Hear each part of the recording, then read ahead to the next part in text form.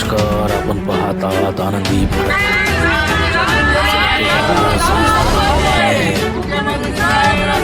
आजमाडीच्या विकासासाठी तर जाणून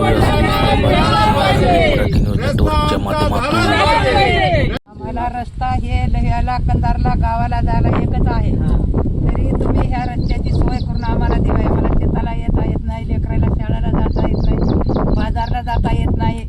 जरी आम्हाला आजारी पडलं तर इथून गाडी सुद्धा नेता येत नाही. तुम्ही आमची एवढीच विनंती की तुम्ही आम्हाला हे रस्ता दुरुस्त करून द्यावे. आज वार मंगळवार 28 तारीख आम्ही सर्व गावकरी मंडळी रस्त्यावर चिखलाच्या रस्त्यावर चिखलात उपोषणाला बसलेलो आहोत.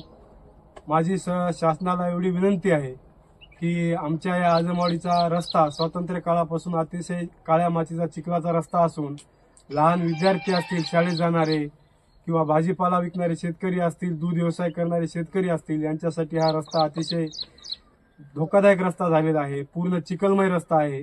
तरी सर्व आज जग एवढंच पुढं गेलंय, एवढे रस्ते शहरामध्ये मोठ्या प्रमाणात होतात, तरी आमच्या गावात सुद्धा खेड्यामध्ये माणसंच राहतात आणि शहरात सुद्धा माणसंच राहतात. तरी शासनाला, मुख्यमंत्री महोदय यांना विनंती आहे की आमच्या या आजमवाडीचा रस्ता जोपर्यंत आम्हाला रस्ता मंजूर होणार नाही तोपर्यंत आम्ही आता या उपोषणापासून मागे हटणार नाही, असा सर्व आजमवाडीकरांनी ठाम निर्णय घेतलेला आहे.